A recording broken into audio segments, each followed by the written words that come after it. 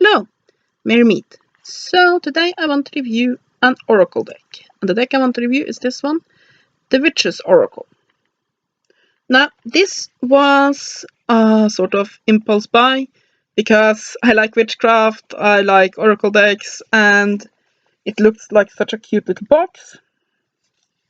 And it's from Schiffer. And who is it that has made this? Marla Brooks and Anu Khan. And I also love these sort of, if you can see it, where it's black and then you have sort of glossy parts that form a pattern. They had that on the House of Night Oracle as well. And I really love that. Another thing that I really like is this action here, where you open it and it's closed by magnetism. And you have little ribbons holding it open. That to me is very classy. And this is a pretty sturdy box, so you can keep your deck in this box and it will last for a while. So let's have a look at it. Let's start with the book. Now, like I always said, when it comes to Oracle decks, the little white book is a lot more important than with tarot decks. Because while I do review the little white books in the tarot cards I talk about, they are less important because you can go out on the internet, you will find pages on pages on pages on the tarot, you can find YouTube videos explaining the cards, and you can there are literally hundreds upon hundreds, if not thousands and thousands of books on the tarot. Just pick one that you like and you have information on it. When it comes to Oracle decks, the book is what you get. This is it. I really like the image on it. So, let's have a look at it, shall we? The paper is very, very nice. As you can see, I don't know if you can see it, it has this little bit yellowy parchment-like look to it. So, yes. And it also feels like good quality paper. Anyway, let's have a look. We have a foreword, which of course is a foreword. We have about the Witch's Oracle, which is basically a little bit about the deck and such. You have cleaning, consecrating, and charging your deck, which a lot of people find is incredibly important. I often don't do that. I probably should. I probably will get better results if I did. I'm not saying anything against consecrating and charging and cleansing your deck. And especially if you get a deck second hand, you should definitely cleanse it. But it's still a very nice chapter to have. You have to spread or not to spread. Talk about tarot spreads. I don't see because, or basically oracle card spreads. I don't see the reason why not having a spread. Even if you do it intuitively, you don't decide how many cards you are going to lay out and such. It's still a spread. And then you have the Witch's Hat spread and the Witch's Broom spread and the working with the cards. I do like that we have two spreads in here that are unique for this deck. As you know, I collect different cards of different types of card spreads, so that is very nice. So all of this section here is pretty good. And then we have all the cards, and so yes. So let's have a look at the cards. Here, by the way, are some of the spreads. They're pretty simple and explained in one page, isn't it? If I don't remember it wrong. Yeah, one spread. One page. So, of course, they're pretty simple, but I think they're cute. So, let's have a look at the cards. You can see they are spread over 2 pages like this. But the book is pretty small, so they give a basic understanding. But, I mean, it's not like it's enormously lot of information there. But all in all, it's enough information. But still, of course, you will have to rely quite a bit on your intuition here, because 2 paragraphs is not going to be enough in all situations. But all in all, this little white book is not bad. And then you have an incantation that goes with each card, which is pretty okay. All in all, this little book will do the job. So let's have a look at the cards, because they're the meat of it. And there we go. I would say that I think these cards are very, very pretty. If they want to come out of the box, which they don't. Come out, come out, come out, come out. You know you want to. Out, out. There we go. They are a little bit smaller than a lot of Oracle cards. They are more tarot card size. So it is a little bit funny, because last time I reviewed a tarot deck that was Oracle card size, and now we have an Oracle card deck that are tarot size. I do like that you have this, that I really like, dark matte background with glossy patterns that I really, really like. Though a lot of the cards are like this. It's very, very simplistic, which is pretty, but it does limit how much symbol value you can get into it. So yeah, but you have, of course, the symbol itself. You can definitely do divinations with this, but there are a limit to how much you can do when you just basically have a background and a symbol on it. And quite a few of the cards are like this. Also, the cards have an enormous tendency to stick to one another, but like I said, that will get better as the deck is used. Here we have one of the cards that are more. If you don't want to stick to the other cards, please, there we go. That has more of a symbol on it. It'll have more of a design on it than just a symbol or one thing. I would say this would be a very good beginner deck. There's a lot of images and symbols that are typical for Neo-Pagan witchcraft. So if you are used to that, you already have basically that symbol language within you, which will make it pretty easy, I think, to connect with the deck. So I do think that if somebody wants to get into an Oracle deck and are Neo-Pagan, then this might be a good one, because while the little white book has a limited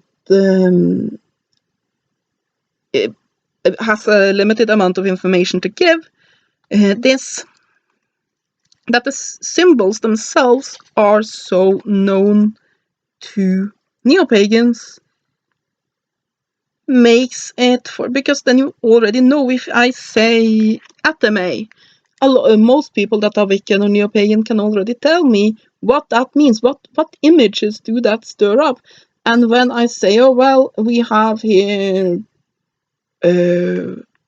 let's say somebody draws one card, and I say, okay, you draw one card for how your day will go, and you get the card Atame, they will be able to think, oh yeah, it has to mean that, it has to mean that. It will be a day where I have to keep my wits about me, where I have to basically use my mind and find solutions for myself, because it connects with air. We'll already get all these symbolisms, which makes it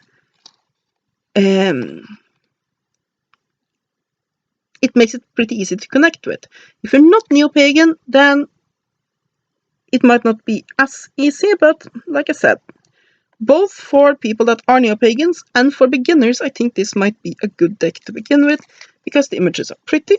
There are symbolism there, but there's not a lot of symbolism, so that you won't get enormously overwhelmed. For people that are experienced cartomancers, this might be a little bit too simplistic for them.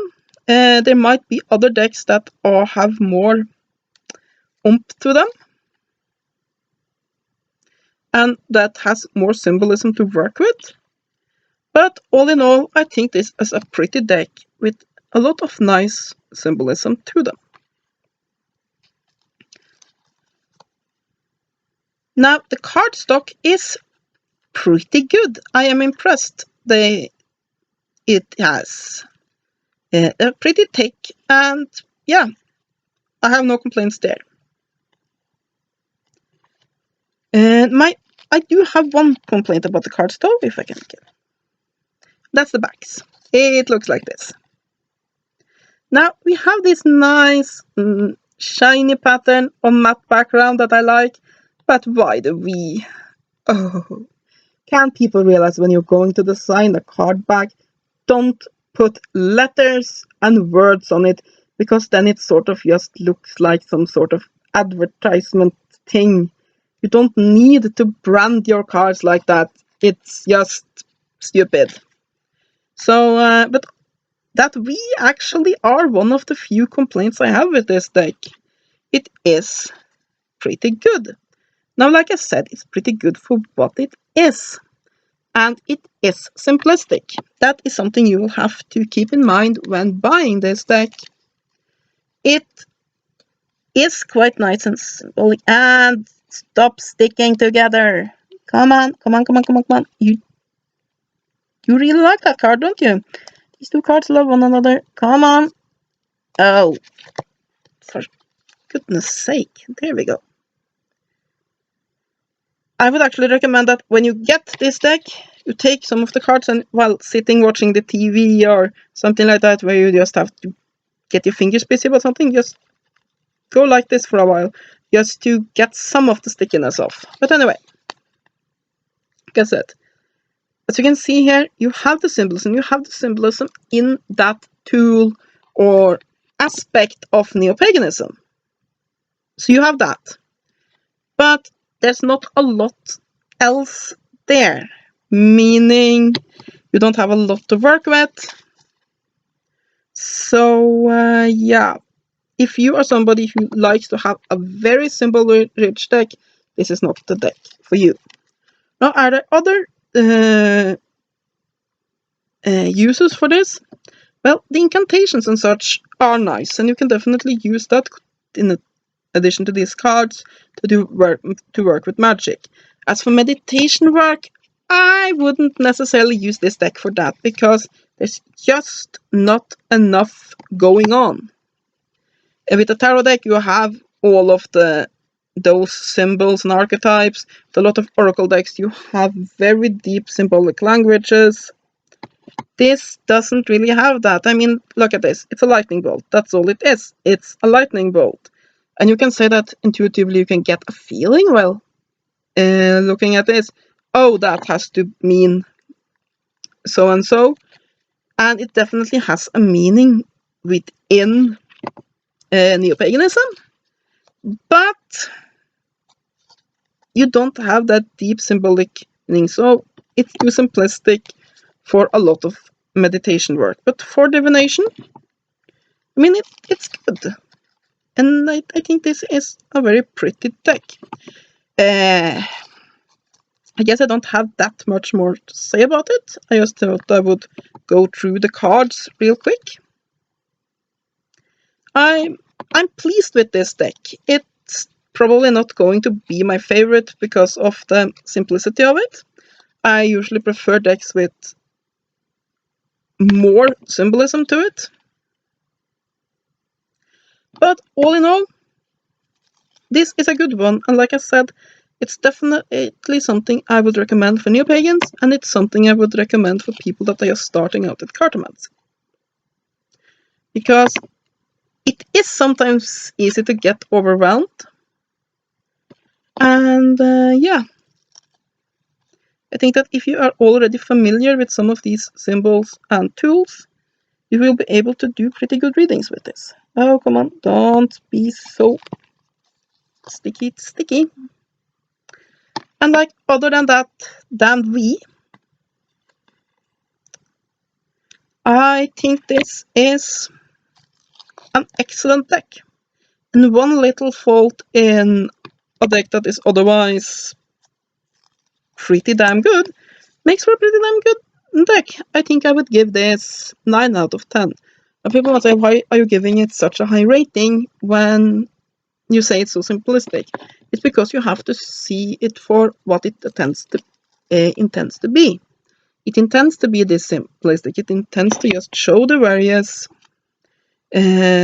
concepts and symbols within neo-paganism and apply them to an oracle deck. It's like saying, how could you apply a 9 out of 10 rating to one of those rubber bouncing balls? They're so simple. Well, as long as it bounces well and are reasonably pretty, it has then done its work. It's done what it's set out to be. You cannot compare that to a computer when it comes to basically complexity. It is not a complex deck. It is a pretty. It's a simple. And yeah, the cards are good quality. And I have really nothing negative to say about it. That was all the cards. Also, like I said, it is a little bit smaller than most Oracle decks, so it might be nice for those that just feel like cannot shuffle other Oracle decks, because like I said, this is about tarot size. It's a little bit fatter than tarot cards, but not much. And that is my review of